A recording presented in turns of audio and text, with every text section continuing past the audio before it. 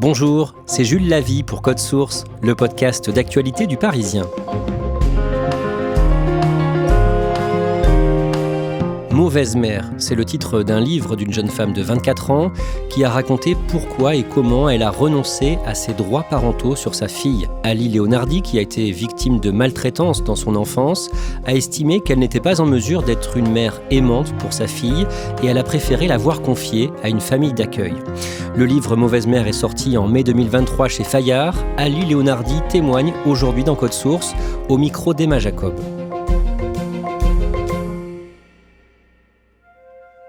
Je rencontre Ali chez elle en Alsace, dans l'appartement qu'elle partage avec son compagnon Alex, près de la gare de Strasbourg. Elle a des cheveux bouclés blonds, de grands yeux bleus, un piercing au nez et des tatouages colorés sur le buste et les bras. Ali a 24 ans et elle a toujours vécu à Strasbourg. Elle y grandit avec ses parents, sa petite sœur et son petit frère. Leur mère est assistante maternelle et leur père est employé dans une grande surface. Quand ils sont enfants, leurs parents renvoient l'image d'un couple parfait. Aux yeux de dehors, c'est un couple merveilleux, parfait. Mais ça, c'est à l'extérieur. À la maison, c'est un peu différent. C'est dispute sur dispute. C'est ma mère qui maltraite mon père. C'est des crachats, c'est lui brûler des cigarettes sur la main. C'est des coups de poing, c'est des claques. Tu sers à rien. On se porterait mieux si tu te suicidais. Personne ne peut se douter de ce qui se passe à la maison. Quand elle a 4 ans, Ali reçoit sa première gifle parce qu'elle a fait tomber ses lunettes par terre. À partir de là, sa mère la bat très régulièrement. On me tape la tête contre la machine à laver, le sèche-linge, la baignoire. J'en vomis de peur.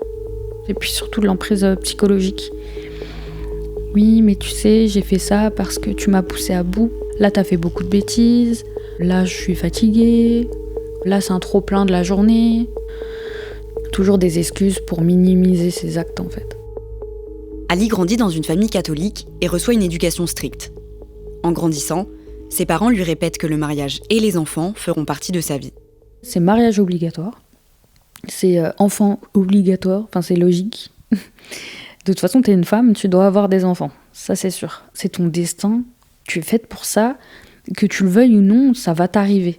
Et moi, c'était intégré depuis que je suis petite, mais ça m'a jamais intéressée. Enfin... Je grandis en me disant, bon, plus tard, je serai mère. Mais je le répète haut et fort que non, les enfants, bleh.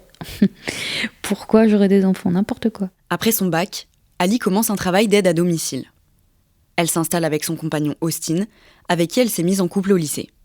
À ce moment-là, la jeune femme ressent d'importantes douleurs au moment des règles depuis plusieurs années.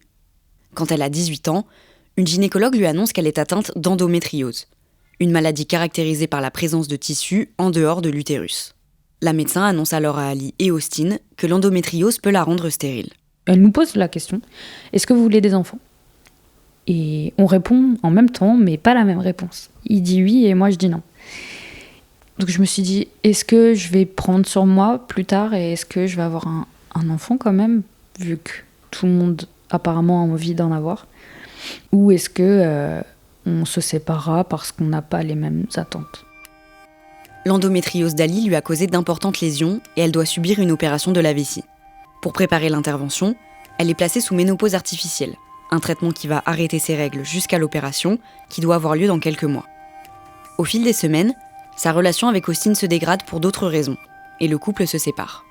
Le 14 octobre 2018, Ali entre au bloc.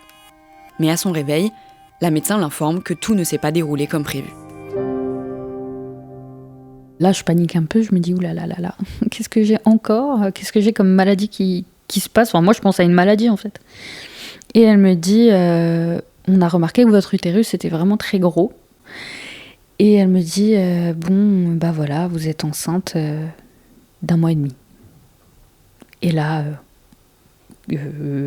excusez-moi, je suis pas censée être en ménopause. Et là, je lui demande comment on avorte.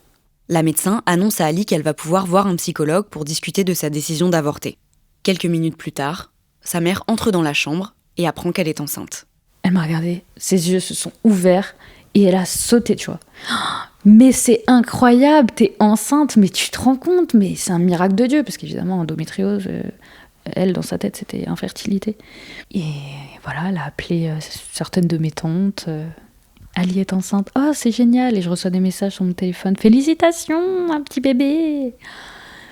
J'étais tellement perdue et je me sentais tellement mal. Et j'étais tellement sous emprise de ma mère et sous emprise des dires de la société, de tout ce qu'on m'a inculqué quand j'étais enfant. De fil en aiguille, je l'ai gardé, ce bébé. Ali informe Austin de sa grossesse, mais il ne veut pas reconnaître le bébé et coupe définitivement les ponts avec elle. Comme elle a décidé de prendre des distances avec sa mère, elle retourne alors vivre chez son père, qui a depuis divorcé. Ali poursuit sa grossesse et apprend qu'elle attend une petite fille. Mais elle a toujours du mal à réaliser qu'elle est enceinte. Et mon ventre est plat jusqu'à, je crois, mes 7 mois de grossesse. Comme si je faisais un déni en sachant que je suis enceinte. Super bizarre. Vers la fin de ma grossesse, je me rends compte que là, on approche du terme et je fais toujours pas mes affaires pour l'hôpital, alors qu'on m'avait conseillé de le faire assez rapidement quand même. Mais je sais pas, j'ai une impression que je vais jamais accoucher, qu'il va m'arriver quelque chose, ou qu'il va arriver quelque chose à ce bébé. Et c'est horrible, ça peut vraiment faire de la peine d'entendre ça, mais c'est ce que je ressentais. J'avais l'impression qu'elle allait perdre la vie, ou que j'allais tomber dans les escaliers, et que du coup, à cause de ça, j'allais la perdre. Enfin, j'avais des pensées intrusives tout le temps, comme ça, mais tous les jours, et ça s'est intensifié jusqu'au dernier moment, en fait. Jusqu'au moment où l'accouchement était là, et que là, je me suis dit, là, il peut plus rien m'arriver, à part que j'accouche et qu'elle, je sais pas, elle soit pas en vie. Le 25 mai 2019, à l'âge de 20 ans, Ali donne naissance à Nina, à la maternité de Strasbourg. Ça se passe super vite, elle est là hyper vite. Ils la prennent, ils l'emmènent un peu la nettoyer. Et ce moment qui était censé être le plus merveilleux de ma vie en plus, vu qu'on me le répète, quand tu vois ton bébé pour la première fois, c'est là que tu vas ressentir le vrai amour. Et moi, j'ai rien ressenti quand ils me l'ont posé sur moi, même si je la trouvais magnifique. Et au final, j'étais déjà très attachée à elle parce qu'on a partagé un corps. Et ça, je le ressentais naturellement, mais c'était pas ce qu'on m'avait promis, en fait. Après l'accouchement, Ali passe quelques jours à la maternité, puis retourne vivre chez son père avec Nina. Et elle consacre tout son temps à son bébé.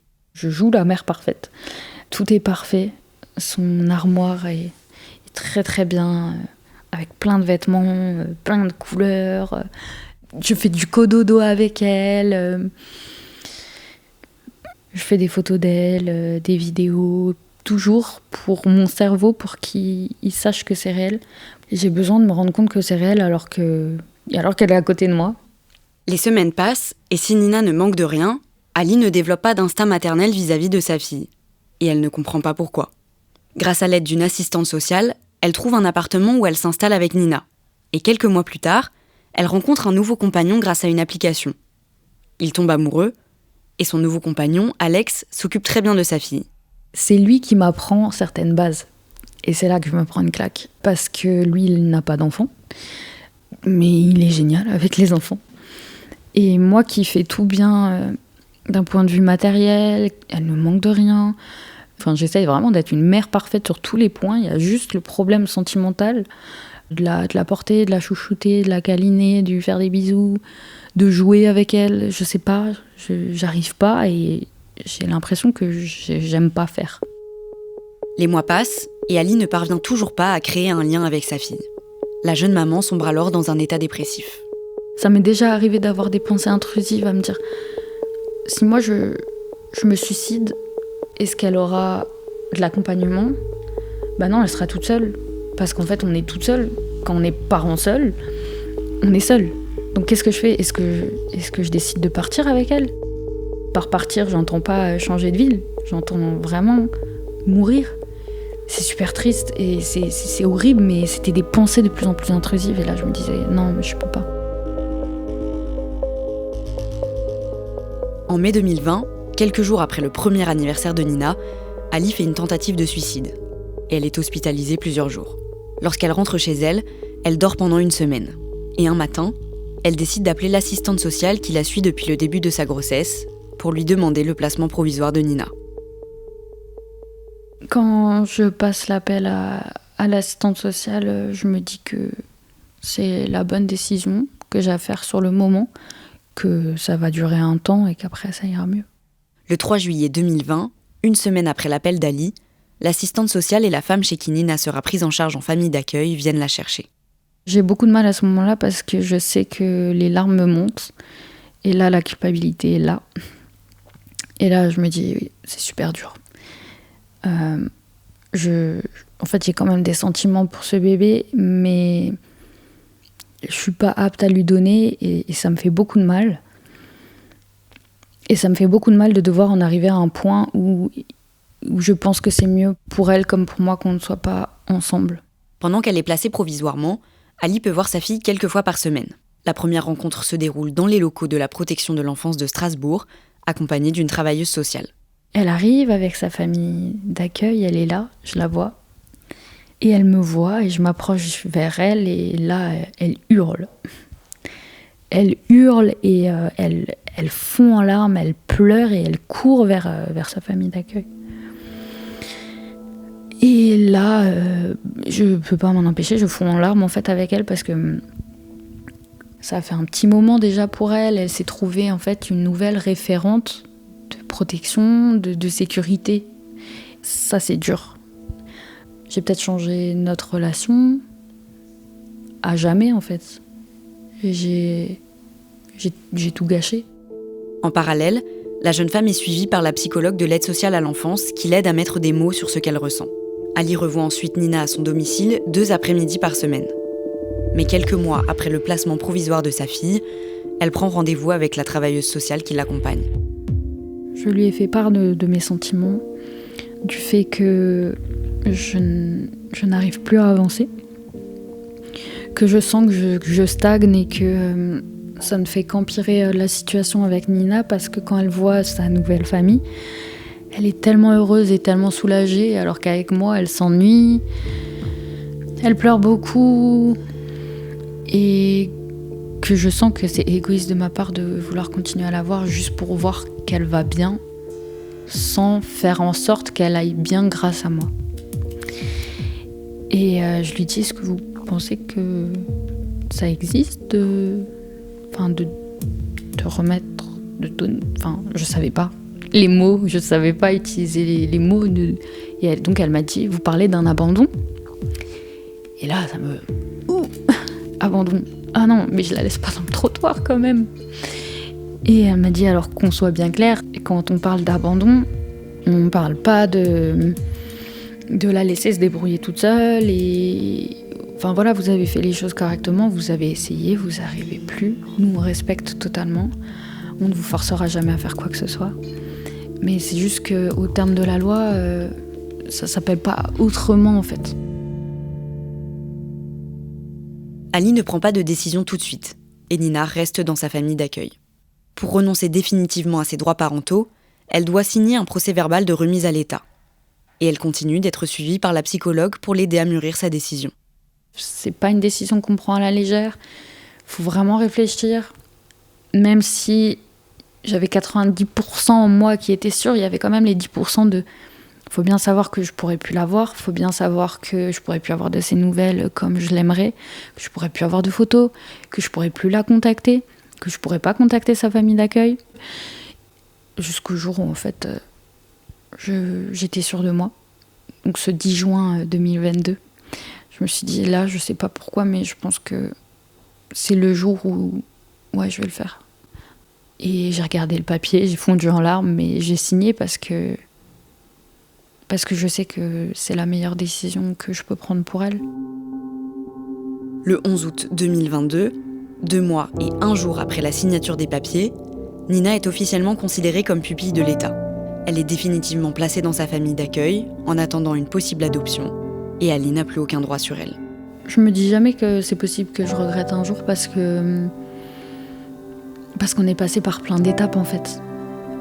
J'ai d'abord cherché de l'aide, j'ai essayé, et donc je suis sûre que je regretterai pas. J'en suis certaine. Parce que pour une des premières fois de ma vie, j'ai pris une décision qui m'appartient en fait. Personne n'a décidé pour moi.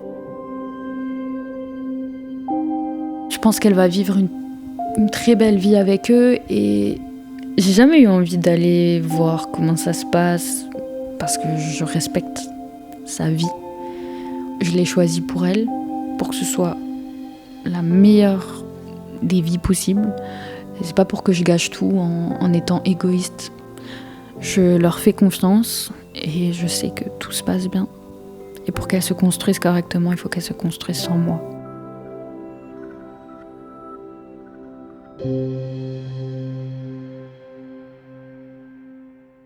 Emma, Ali n'aura plus jamais de nouvelles de Nina ? Non, parce que c'est la loi. Par contre, Ali est en train de constituer un dossier pour Nina qu'elle va remettre bientôt à l'aide sociale à l'enfance, avec des informations sur elle, sur leur histoire à toutes les deux, et aussi le livre qu'elle a écrit, qui s'appelle « Mauvaise mère ». Et ce dossier, Nina pourra y avoir accès quand elle aura 18 ans, à sa majorité, et si elle veut contacter et voir Ali à ce moment-là, elle en aura tout à fait le droit. Comment a réagi la propre mère d'Ali suite à sa décision ?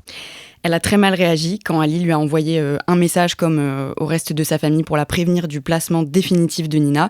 Elle l'a traitée de monstre, entre autres. Elle lui a dit qu'elle, en tant que mère, elle n'aurait jamais pu faire ça. Et depuis, Ali n'a plus du tout de nouvelles d'elle. Comment Ali a eu l'idée d'écrire son livre sur son histoire, Mauvaise mère ? C'est un journaliste du média en ligne Combini qui a entendu parler de l'histoire d'Ali et qui l'a contactée à ce moment-là. Elle a témoigné pour ce média et ensuite le même journaliste qui s'appelle Mathieu Abasque lui a proposé d'en faire un livre et c'est comme ça qu'est née Mauvaise mère qu'ils ont écrit tous les deux. Dernière question, Emma. Ali pense que son témoignage peut aider d'autres femmes ? Oui, parce que quand elle a compris qu'elle ne pourrait pas s'occuper de sa fille et qu'elle a cherché à se documenter, elle n'a rien trouvé, aucun témoignage qui pouvait lui faire penser à ce qu'elle vivait, ce qu'elle ressentait à ce moment-là. Donc elle se dit que, bien sûr, si d'autres femmes sont dans son cas, son témoignage, son histoire peut les aider à savoir quoi faire. Merci Emma Jacob et je redonne le titre du livre d'Ali Leonardi, Mauvaise mère, publié chez Fayard.